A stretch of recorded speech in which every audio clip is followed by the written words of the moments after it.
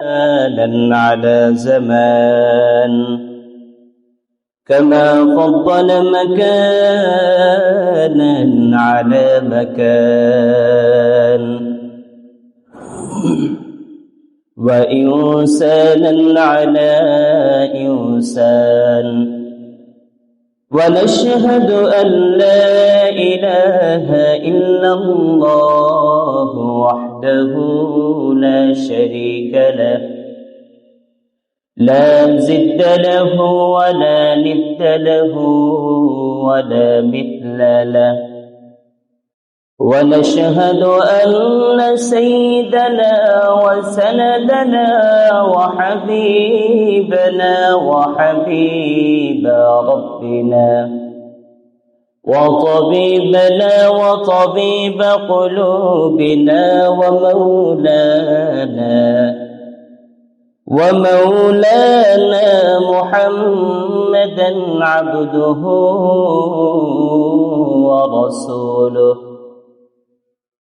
الذي أرسله الله تعالى بالحق بشيرا ونذيرا، وداعيا إلى الله بإذنه وسراجا منيرا. فقد قال الله تعالى في كلامه المجيد وفرقانه الحميد: فأعوذ بالله من الشيطان الرجيم. بسم الله الرحمن الرحيم. يا أيها الذين آمنوا اتقوا الله وذروا ما بقي من الربا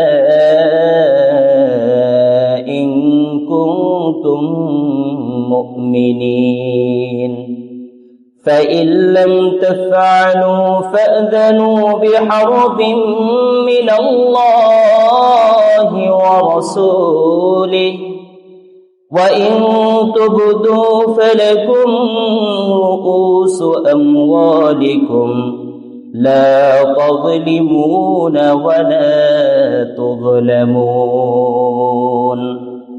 صدق الله المولانا العظيم وصدق رسوله النبي الكريم، ونحن على ذلك من الشاهدين والشاكرين والذاكرين، والحمد لله رب العالمين. وقال رسول الله صلى الله عليه وآله وسلم: لا يدخل الجنة جسد غذي بالحرام، أو كما قال النبي عليه الصلاة والسلام. محمد نے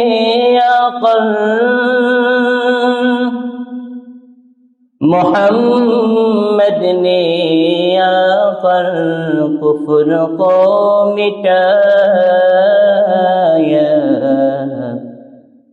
کفر کو مٹا کر صداقت بتایا. محبت الشدید پڑی بلغ العلا بكماله كشف الدجى بجماله، حسنت جميع خصاله، صلوا عليه وآله. আলহামদুলিল্লাহ। মহান রব্বে কারিমের দরবারে লক্ষ কোটি শুকর ও সুজুদ যে মহান মনিব আমাদেরকে তার গোলাম হিসেবে আগে আগে মসজিদে আসার তৌফিক দান করেছেন, শুকরিয়া আদায় করি আলহামদুলিল্লাহ। প্রত্যেকটা গ্রন্থ, প্রত্যেকটা বই তৈরি করার সময় লেখকের প্রাথমিক অবস্থায় একটা লেখনী থাকে। যে আমার বইটা লিখেছি, আমার বইটা ভুলের ঊর্ধ্বে নয়। যদি কেউ আমার বইয়ের মধ্যে ভুল পেয়ে থাকেন তাহলে আমাকে জানিয়ে দিবেন, পরবর্তী সংস্করণের সময় আমি এটা ঠিক করে নিব। প্রত্যেকটা লেখকের বইতে এটা দেওয়া থাকে। কিন্তু এমন একটা বই, এমন একটা কিতাব, এমন একটা গ্রন্থ আমাদের ধর্মের প্রধান গ্রন্থ হয়েছে, যিনি লিখেছেন সেই মনিবই বলে দিয়েছেন, ওপেন চ্যালেঞ্জ, যালিকাল কিতাবু লা রাইবা। আল্লাহ বলেছেন যে ওপেন চ্যালেঞ্জ করলাম, ক্ষমতা থাকলে ভুল দেখায় দাও আমার কিতাবে, ভুল পাবা না। বরঞ্চ তুমি যদি ভুল ধরতে আসো, তোমার সমস্ত জীবনের মধ্যে যে ভুলগুলা আছে, সব ভুলগুলা ক্ষুদ্র থেকে ক্ষুদ্র, বড় থেকে বড়, সমস্ত ভুল তোমার জীবনে ধরা পড়ে তুমি খাঁটি একজন ইমানদার হয়ে যাবে। এমন একটা কিতাব আমরা আমাদের ধর্মের প্রধান গ্রন্থ হিসেবে পেয়েছি, আলহামদুলিল্লাহ। আরে কোরআনে কারিমের যে কত রং, কত ঢং, কত মজা! এক এক কণ্ঠের মধ্যে আল্লাহ এক এক রকম জাদু, এক এক রকম জাদু, এক এক রকম ভালোবাসা, এক এক রকম মজা ঢেলে দিয়েছে। মিশরের দিকে যদি কোরআন শরীফের কারীদের দিকে যান, তাদের সুর একরকম, অন্তর কেড়ে নেয়। ইরানি কারীদের দিকে যদি যান, তাদের সুর আর এক রকম, অন্তর কেড়ে নেয়। আফ্রিকার কারীদের কাছে যদি যান, তাদের কণ্ঠ আরো লম্বা, এক টানে কোরআন এমন ভাবে পড়ে যাতে অন্তরটাই কেড়ে নিয়ে যাচ্ছে। সৌদির দিকে যদি যান, তাদের কণ্ঠে আর এক রকম জাদু, একই রকম আয়াত। কিন্তু বিভিন্ন দেশে এই কোরআনকে আল্লাহ বিভিন্ন লোকের কণ্ঠে বিভিন্ন রকম মজা দিয়েছে। এতে যে কি মজা! একটা চিঠি বারবার পড়তে পড়তে পড়তে পড়তে এক সময় ভালো লাগে না, কিন্তু কোরআনে কারীম প্রত্যেকটা নামাজে, 5 ওয়াক্ত নামাজে সূরা ফাতিহা ফজরের সময় পড়া হয় 4 বার। জোহরের সময় আপনার যদি নফল নামাজ পড়া হয়, তাহলে প্রথমে হচ্ছে 4, পরে 4, তারপরে 2, তারপরে 2, কত হলো? 12 রাকাত, 12 বার তেলাওয়াত হচ্ছে। আবার আসরের সময় যদি আপনি সুন্নাত পড়ে থাকেন তাহলেও 8 বার। মাগরিবের সময় যদি আপনি নফল পড়ে থাকেন তাহলেও 7 বার। ঈশার সময় যদি আপনি সুন্নাত পড়ে থাকেন 8 আর 2 10, এরপরে যদি আপনি নফল পড়েন তাহলে 12 আর 3 15 বার। সূরা ফাতিহার তেলাওয়াত চলতেছে, অথচ যতবার শুনতেছেন ততবার কেমন জানি মনে হচ্ছে নতুন নতুন আল্লাহর কালাম। সূরা ফাতিহাটা নতুন, এমন কালাম।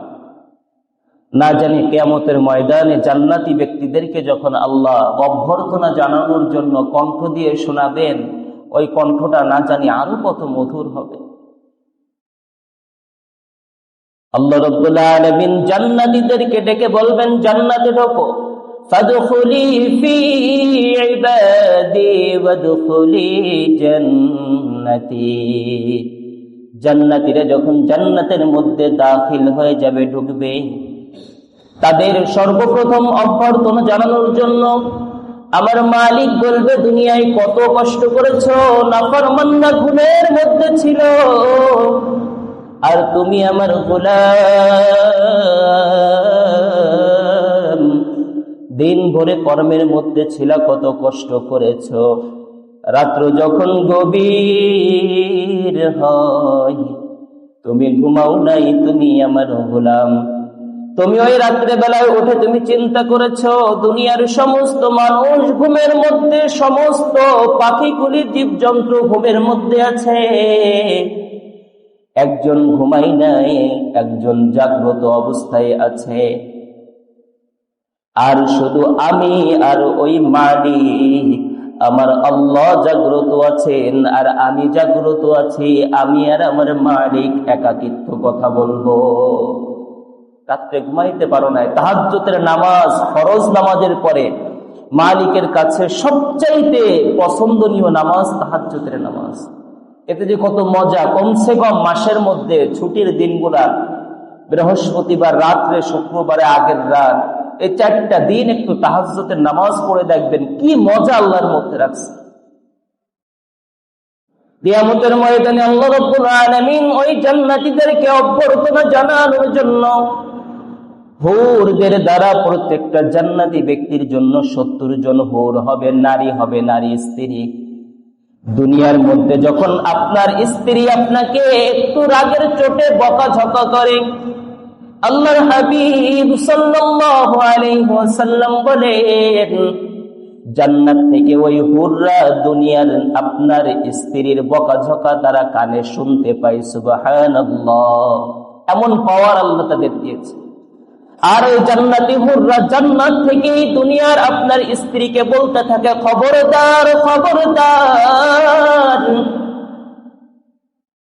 আমার স্বামীকে বকাঝকা করবা না, দুনিয়ায় ও ক্ষণস্থায়ী মাত্র কিছুদিনের জন্য তোমার কাছে রয়েছে, ও আমাদের মেহমান, আবার আমাদের কাছে আজীবনের জন্য আল্লাহর জান্নাতে আমাদেরকে স্ত্রী হিসেবে গ্রহণ করবে, আমার স্বামীকে বকাঝকা করবে। কত মজার জিনিস! আল্লাহু আকবার। ওই হুররা ছন্দ শোনাবে, গান শোনাবে, জান্নাতি ব্যক্তি বলবে এদের থেকে এত সুন্দর সুর আর কারোর হতে পারে না। ওয়াদাক্কির ফাইন্নাদ যিকরা তানফাউল মুমিনিন। হয়তো বা আলোচনা এইটা কেউ শুনে থাকবে, বারবার বলার কারণে মুমিনের ঈমান কি হয়? মজবুত হয়। আল্লাহ রাব্বুল আলামিন গায়বী আওয়াজ দিয়ে বলবেন এর থেকেও কি আরো ভালো সুরের কণ্ঠ শুনতে চাও নাকি? জান্নাতি ব্যক্তিরা বলবে আল্লাহ, এর থেকেও কি ভালো সুর আর হতে পারে নাকি? আল্লাহ রাব্বুল আলামিন দাউদ আলাইহিস সালাতু ওয়াস সালামকে বলবে, দাউদ কই আপনি এদিকে আসেন। দাউদ আলাইহিস সালাতু ওয়াস সালাম যখন জাবুর থেকে তেলাওয়াত করতেন, গাছগুলা এইভাবে হেলে দাউদ আলাইহিস সালাতু ওয়াস সালামের তেলাওয়াত শুনতো। পাখিগুলা, উড়ন্ত পাখি নেমে এসে দাউদ আলাইহিস সালাতু ওয়াস সালামের সামনে এসে জাবুর তেলাওয়াত শুনতো। এমন কণ্ঠের মধ্যে আল্লাহ জাদু দিয়েছিলেন, তিনি তেলাওয়াত করতে করতে রাস্তা দিয়ে হাঁটলে সমুদ্রের মাছ পর্যন্ত দাউদ আলাইহিস সালাতু ওয়াস সালামের তেলাওয়াত শুনে কিনারায় এসে লেগে যাইত। সুবহানাল্লাহ বলবেন। ওই দাউদ আলাইহিস সালাতু ওয়াস সালামকে আল্লাহ বলবে, দাউদ দুনিয়ার কণ্ঠে নয়, আজকে আমি আল্লাহ জান্নাতের মধ্যে তোমার কণ্ঠকে আরো বৃদ্ধি করে দিলাম। আমার জান্নাতের নব যে মেহমান গুলা এসেছেন তাদের অভ্যর্থনা জানানোর জন্য আপনার কণ্ঠের তেলাওয়াত শুরু করেন।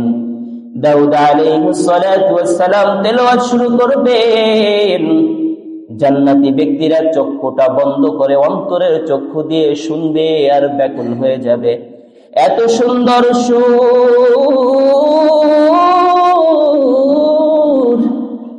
এর থেকে মনে হয় আর কোন সুর হতে পারে না।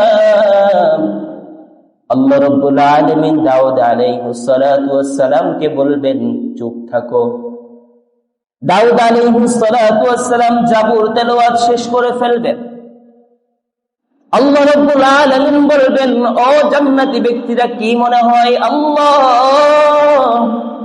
দাউদ আলাইহিস সালাতু ওয়াস সালামের তেলাওয়াত কেন শেষ করালেন? আরো একটু তেলাওয়াত করুক না, এত মজার সুর কখনো শুনি নাই।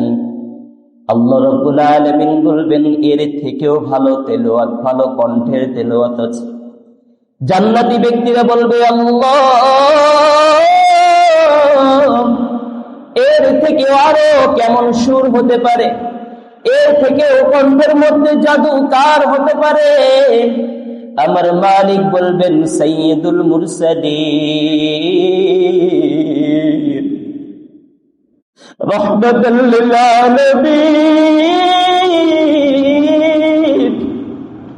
আখির জামানের পয়গম্বর যে কোরআনের জন্য লড়তে লড়তে উহুদের ময়দানে দন্দন মুবারক শহীদ হয়ে গিয়েছে, যে কোরআনের রাজ কায়েম করতে যায় তায়েফের ময়দানে আমার রাসূল একবার নয়, দুইবার নয়, তিনবার বেহুশ হয়েছে।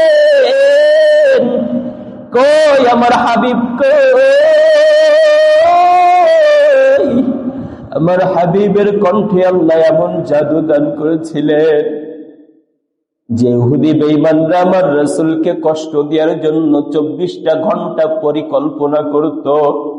ওই ইহুদি বেঈমানরা আগেও বলেছি, ঈশার নামাজের পরে আল্লাহর হাবিব তাহাজ্জুদে দাঁড়ায় যাইতেন, ফজরে আজান পর্যন্ত কোরআনে কারীম তেলাওয়াত করতেন, যে কি মজা তিনি পাইতেন।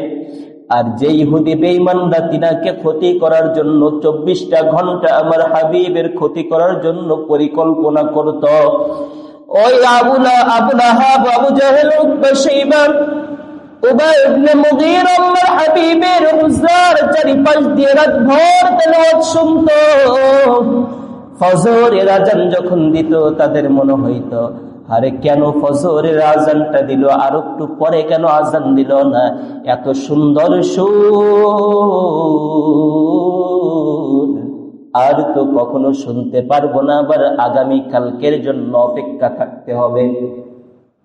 আল্লাহ হাবিবকে আল্লাহ বলবেন, দুনিয়ার শুরু নয় ও হাবিব, সর্বশেষ গ্রন্থ, সমস্ত কিছু আমি, সব কিছু দুনিয়ার শুরু থেকে নিয়ে শেষ পর্যন্ত, মানুষের জীবনের শুরু থেকে নিয়ে শেষ পর্যন্ত, সমাজের শুরু থেকে নিয়ে শেষ পর্যন্ত, রাষ্ট্রের শুরু থেকে নিয়ে শেষ পর্যন্ত, এমনকি সারা পৃথিবী শুধু নয়, পুরোটা গ্রহ উপগ্রহ আমি যা সৃষ্টি করেছি সব কিছু যে কালামে পাকের মধ্যে আমি আল্লাহ দিয়েছি, ওই কালামে পাক থেকে আপনি তার রূহ তেলাওয়াত করে শোনান। আল্লাহু আকবার বলবেন। আল্লাহর হাবিব সাল্লাল্লাহু আলাইহি ওয়াসাল্লাম তেলাওয়াত শুরু করবেন, বিসমিল্লাহির রহমানির রহিম, ইয়াসিন ওয়াল কুরআনিল হাকীম। জান্নাতি ব্যক্তিরা এত সময় পর্যন্ত চক্ষু বন্ধ করে কোরআনে কারীম তেলাওয়াত শুনতেছিল। আমার রাসূলের কণ্ঠে যেমন কণ্ঠ, আল্লাহ সুর যেমন জাদু দিয়েছেন, তিনার চেহারার মধ্যে এমন জাদু আল্লাহ ঢেলে দিয়েছেন। আমার রাসূলের দুনিয়ায় থাকতেও যেমন চেহারা, জান্নাতে যেও চেহারা বদলাবে না, কিন্তু জান্নাতে আমরা যারা যাব তাদের চেহারা বদলায়া যাবে, সুন্দর হবে। তবুও আমরা আমাদের চেহারার নূরকে ভুলে আল্লাহর রাসূলের দিকে এক নজরে তাকায় থাকবো। এবার বুঝেন আল্লাহ রাসূলের চেহারা আল্লাহ কেমন দিয়েছিলেন। তিনার চেহারা উজ্জ্বলতা বারবার চমকাতো না, এই জন্য মানুষ তেমন পাগল হতো না। তিনার চেহারার উজ্জ্বলতার নূর ইবনে মাসউদ রাদিয়াল্লাহু তাআলা আনহু একবার দেখছেন, আম্মা জান আয়েশা রাদিয়াল্লাহু তাআলা আনহা কাঁথা সেলাই করতেছেন, হাত থেকে সুই পড়ে গেছে, এদিকে লম্প বন্ধ হয়ে গেছে, তেল নাই, খুঁজে পাচ্ছেন না সুই। অমত অবস্থায় আল্লাহর হাবিব ঘরের ভিতরে প্রবেশ করেছেন। আল্লাহ তিনার চেহারার নূর চমকাই দিয়েছে, এমন নূর অন্ধকার রাত্রের মধ্যে। আয়েশা রাদিয়াল্লাহু তাআলা আনহা মুসনাদে আহমদের মধ্যে এসেছে, তিনার চেহারার নূরে দেখে দেখে তিনার সুই তিনি তালাশ করে পেয়েছেন। কেমন প্রদীপ, কেমন আলো, কেমন আলো আল্লাহ রাব্বুল আলামিন তিনার চেহারার মধ্যে দিয়েছে। আল্লাহর হাবিবের তেলাওয়াত শেষ হয়ে যাবে। ও গান শোনা ভাইয়েরা, গান যদি শুনেন ওই তেলাওয়াত শুনতে পারবেন না। নিজের কানকে যদি হেফাজত রাখেন, চক্ষুটা যদি হেফাজত রাখেন রে যুবক ভাই, আমার মালিকের ওই কুদরতি আওয়াজ ওই কানে সেই দিন আপনি শুনতে পারবেন। আল্লাহ রাব্বুল আলামিন চিল্লায় বলবে, কিরে তোমাদের কি অবস্থা? সকলে কেঁদে দিয়ে বলবে, আল্লাহ আপনার হাবিবকে আরো একটু তেলাওয়াত করতে বলেন। আল্লাহ রাব্বুল আলামিন বলবেন, ঠিক আছে, আমার হাবিব যখন চুপ করেছে চুপ থাকেন, এর থেকেও কি ভালো তেলাওয়াত শুনতে চাও? জান্নাতি ব্যক্তিরা বলবে, আল্লাহ, এর থেকে কোন মানবের কণ্ঠে বা জান্নাতের কোন মানুষের কণ্ঠে এত সুর হতে পারে না। আমার মালিক বলবে, দুনিয়ার কোন মানুষ নয়, কোন জিন নয়, জান্নাতি কোন হুর ও গালবান নয়, এখন তেলাওয়াত করব আমি আল্লাহ।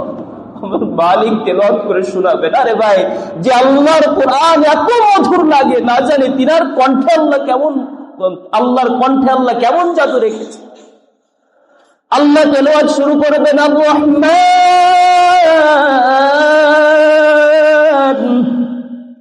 আল্লামাল কুরআন খালাকাল ইনসান। জান্নাতি ব্যক্তিরা তেলাওয়াত শুনবে আর আল্লাহ বলবে, এতদিন খুঁজছিলা আমার রব কোথায়, আমার রব কোথায়, আমার রব কোথায়? আনা রাব্বুকুমুল আ'লা, আমি তোমার রব, তোমাদের সামনেই উপস্থিত আছি, দেখো আমি রবকে, তোমরা দেখো। আরে ভাই, চক্ষুটা যদি ওই জিনা ব্যভিচারী নগ্ন মহিলার দিকে তাকিয়ে নবক করেন, আজ আছেন, কাল পর্যন্ত বাঁচবেন কিনা গ্যারান্টি নাই। ওই নগ্ন সিনেমা না দেখলে রাত্রে আপনার ঘুম আসে না, আপনার জীবনটা সুন্দর হয় না। একটু চিন্তা করেন, আমার মালিক আজ রাখছেন, কালকে হুকুম করবেন তো দুনিয়ার থেকে বিদায়। ওই কবরে যদি আপনি আরাম পাইতে চান, কোরআনকে মহব্বত করে বুকের ভিতরে ধারণ করেন, আমার মালিককে বারবার করে বলেন, ও মালিক, আপনার জাহান্নামেও যাইতে চাই না, জান্নাতেও যাইতে চাই না, মৃত্যুর পরে শুধু আপনি আমার বন্ধু হয়ে থাকেন, আর আমার কিছু প্রয়োজন নাই। এরপরেও যারা হারাম ভক্ষণ করেন, এরপরেও যারা সুদ খান, এরপরেও যারা ঘুষ খান, তারা কখনো মানুষ হতে পারেন না। আজ যে কথা যখন আসছে, কথা একটা বলেই ফেলে, সুদখোরের বিরুদ্ধে আল্লাহ রাসূল সাল্লাল্লাহু আলাইহি ওয়াসাল্লাম এমন কঠোর ব্যবস্থা নিয়েছেন, যারা সুদ খান তারা শুনে রাখেন, সুদের সাথে যারা জড়িত আছেন তারাও শুনে রাখেন, চার শ্রেণীর ব্যক্তিকে আল্লাহর হাবিব সর্বদা এখনো পর্যন্ত বদদুয়া দিচ্ছেন। সুদ যিনি খান, মনে রাখবেন, সুদ যিনি খান, সুদ যিনি গ্রহণ করেন, যিনি নিচ্ছেন, সুদের যিনি সাক্ষী আছেন, সুদ যিনি লিখতেছেন, সুদ যিনি খাচ্ছেন, সুদ যাকে দিচ্ছেন, সুদ যে লিখতেছেন, সুদের যে সাক্ষী আছে, চার শ্রেণীর ব্যক্তির প্রতি আল্লাহ রাসূল সাল্লাল্লাহু আলাইহি ওয়াসাল্লাম এবং আল্লাহ রাব্বুল আলামিন বলেছেন 24টা ঘন্টা লানত পড়তে থাকে। এমনকি সুদ যারা খান, আল্লাহ রাব্বুল আলামিন বলেছেন সমাজের দুশমন, জাতির দুশমন, তার জন্য সমাজে দুর্ভিক্ষ আসে, তার জন্য সমাজের ভিতরে আযাব আসে। সে আল্লাহর দুশমন, রাসূলের দুশমন, জাতির দুশমন, দেশের দুশমন, এমনকি সারা পৃথিবীর জন্য একটা দুশমন যে সুদ খায়। তাহলে আল্লাহর যে দুশমন, সে মানুষ না, সে বেঈমান, সে একজন পশু। প্রত্যেকটা কথা আমার কাছ থেকে আজকে রিফারেন্স নিয়ে নিবেন। পুরো জাতির মধ্যে দুর্ভিক্ষর প্রথম নম্বর কারণ সুদখোর।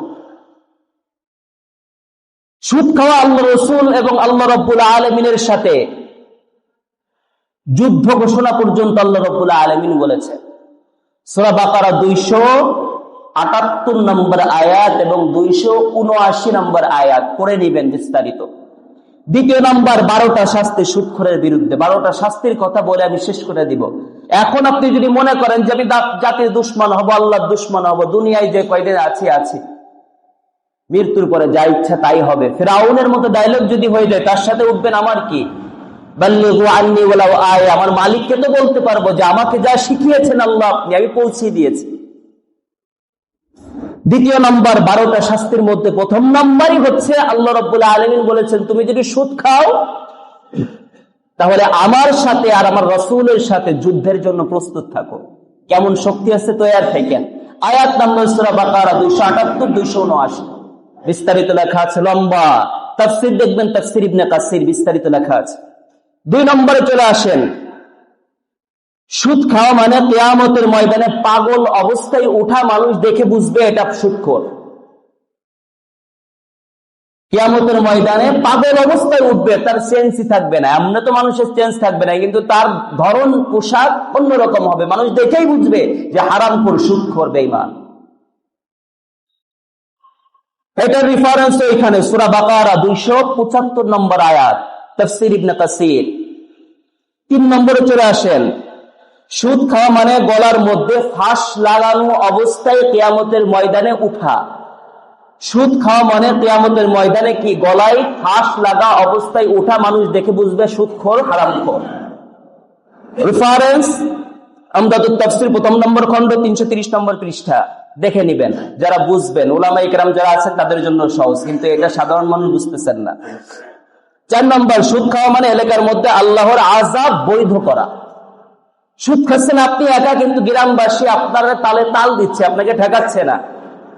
আপনার একার জন্য পুরো গ্রামবাসীর উপরে আল্লাহর আযাব আসমান থেকে নেমে আসতেছে, তার কারণ আপনি একা।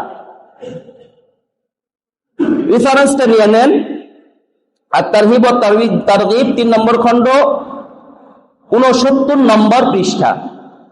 5 নম্বর আসেন, সুদ খাওয়া মানে এলাকার মধ্যে খাদ্যের অভাব দেখা দেওয়া। আপনি সুদ খাচ্ছেন, ফসলের ভিতরে এলাকার মানুষের বরকত হারাচ্ছে, তারা বুঝতেছে না, কিন্তু আসলে আপনি এই সুদ খাচ্ছেন বিধায় আপনার কারণে এলাকার মানুষ দুর্ভিক্ষের ভিতরে আছে। কেন তারা থামায় নাই? আল্লাহর হাবিব বলেছেন তাকে থামানোর চেষ্টা করো, এরপরে তার প্রতি কঠোর হও। যদি সে তাও সুদ খায়, এলাকা থেকে তাকে বহিষ্কার করে দাও, বের করে দাও, যা যেখানে খুশি সেখানে যা। কি বললাম? সুদ খাওয়া মানে এলাকার ভিতরে দুর্ভিক্ষ দেখা দেওয়া। মুসনাদে আহমদ 17,822 নম্বর হাদিস, 17,822 নম্বর হাদিস, মুসনাদে আহমদ। 6 নম্বর, সুদ খাওয়া মানে পেটটা বিশাল বাড়ির মতো বানায় নেওয়া। কিয়ামতের ময়দানে তখন সে বুঝবে, বিশাল একটা বাড়ি যেমন বড়, তার পেটটা কিয়ামতের ময়দানে বড় হয়ে যাবে। পেটের মধ্যে সাপ বিচ্ছু কামড়াইতে থাকবে, সে বলবে যে তোরা কারা? সে বলবে আমি তোমার সুদ খাও, আমার পেটের মধ্যেই আছি, তোমারই তো আছি, আর কারোর তো নাই, তোমারই আছি, এবার আমাদের ভক্ষণ করো। তারাই পেটের ভিতর থেকে বলবে আর কামড়াবে, পেটটা পুরো আগুনের একটা গোলা হয়ে যাবে। কেমন লাগবে ওই দিন বুঝেন? কিমরির কামড় সহ্য করতে পারেন না, একটু খাওয়া বেশি হলে জিরে পানি খান খাওয়া হজম করার জন্য, ওই দিন বুঝেন কেমন লাগে, খান কাইদা মতো সুদ খান। কি বললাম? যে সুদ খাওয়া মানে পেটটা বিশাল বাড়ির মতো বানায় নেওয়া, পেটের মধ্যে সাপ বিচ্ছু দেখা দেওয়া। ইবনে মাজাহ হাদিস নাম্বার 2273 নম্বর হাদিস, দেখে নিবেন। এখন তো সহজ হয়ে গেছে, প্লে স্টোরে সার্চ দিবেন, প্রত্যেকটা হাদিস চলে আসবে, বাংলা দেখে নিবেন। এরপরেও যদি আপনি খান, আপনার বিষয়, কষ্ট করে বের করছে, আপনার জন্য সহজ করে দিলাম, বাংলাও করতে পারবে। তাহলে হাদিসের নাম কি বললাম? ইবনে মাজাহ হাদিস নাম্বার 2273। চলে আসেন 7 নম্বর, সুদ খাওয়া আপন মায়ের সাথে জিনা করা। এবার বোঝেন, আপনি মানুষ না পশু? পশুর ভিতরে পি আছে যে আমার মায়ের সাথে আমি জিনা করব, তাহলে সে তো কখনো মানুষই হতে পারে না, সেটাকে পাড়ায় ধরে জবর দেওয়া উচিত যে আপন মায়ের সাথে জিনা করে। সাবধান হয়ে যাবেন। রেফারেন্স দেন, আপন মায়ের সাথে জিনাকারী, ইবনে মাজাহ হাদিস নাম্বার 2274। ইবনে মাজাহ হাদিস নাম্বার 2274। চলে যান 8 নম্বরে, সুদ খাওয়া মানে দুনিয়ায় থাকতে আখিরাত ধ্বংস করা। দুনিয়ায় থাকতে আখিরাত ধ্বংস করা। বুখারী শরীফের হাদিস, হাদিস নাম্বার 2766।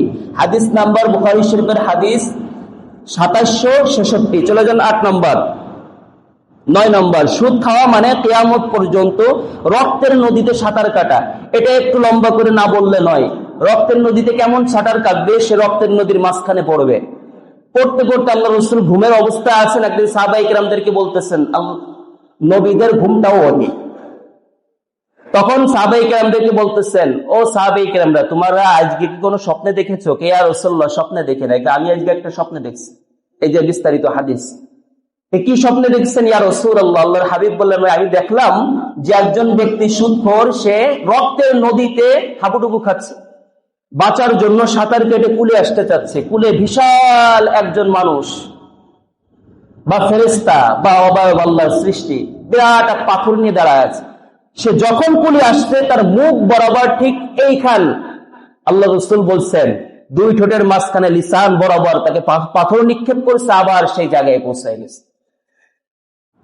তাহলে কি বললাম? সুদ খাওয়া মানে কিয়ামত পর্যন্ত, মৃত্যুর পর থেকে কিয়ামত পর্যন্ত রক্তের নদীতে সাঁতার কাটা। বুখারী শরীফের হাদিস, হাদিস নাম্বার 2085 নম্বর হাদিস। চলে যান 10 নম্বর। সুদখোরের উপরে 24 ঘন্টা আল্লাহ এবং আল্লাহ রসুলের অভিশাপ চলতেই থাকে। 24 ঘন্টা আল্লাহ রসুল ইন্তেকাল করেছেন, কিন্তু 24টা ঘন্টা তার উপরে আল্লাহ রসুল বলছেন অভিশাপ চলতেই থাকে। নাসাই শরীফের হাদিস, হাদিস নাম্বার 5103 নম্বর হাদিস, 5104 নম্বর হাদিস। একটা হাদিস আর একজন সাহাবী দাওয়াত করেছেন, আর একটা হাদিস হযরত আলী রাদিয়াল্লাহু তাআলা আনহু বলেছেন। এর পরবর্তীতে আসি, সামান্য সুদ খাওয়া 36 বার জিনা করার সমতুল্য গুনাহ। সামান্য সুদ খাওয়া। আমি যদি মনে করি যে হুজুর তো বলতেছে মনে হয় ব্যাংকের ওই বড় বড় পণ্ডিতদেরকে, মানে আমি ছোটখাটো সুদ কর, 200 টাকা, 1000 টাকা, 1 লাখ টাকা সুদ খায়, আমার মনে হয় বলতেছে না। বিষয়টা এমন না, এখানেও সেটাও ধরছে। সামান্য সুদ খাওয়া 36 বার জিনা করার থেকেও গুনাহ। এবার চলে আসেন মুসনাদে আহমদ, হাদিস নাম্বার 22007 নম্বর হাদিস। 12 নম্বর, সুদখোরকে জান্নাতে না দেওয়া আল্লাহর হক। পিতামাতাকে খেদমত করা সন্তানের হক। সন্তান বৃদ্ধা হয়ে পিতামাতাকে খেদমত করা সন্তানের যেমন হক, সন্তান ছোট থাকলে পিতামাতার হক সন্তানের পরে তাকে মানুষ করা। এবার বুঝেন আল্লাহর হক, আল্লাহ নিজেই ওটা বৈধ করে নিয়েছেন যে আমার হক সুদখোরকে জান্নাতে না দেওয়া। তাহলে বুঝেন কেমন রাগ সুদখোরের উপরে। আল মুস্তাদরাক লিল হাকিম, হাদিস নাম্বার 2260 নম্বর হাদিস। আল মুস্তাদরাক লিল হাকিম 2260 নম্বর হাদিস। এরপরেও যদি ভাই আর একটা মজার ঘটনা আছে, সময়ের সংক্ষেপের জন্য বলতে পারি নাই। 3 3 3 1 কত হয়? 3 3 3 3 বার 3 লাস্টে 1 কত হয়? 3300। মূল কথা হচ্ছে 3331 নম্বর হাদিস। 3331 নম্বর হাদিস। এই হাদিসটা হচ্ছে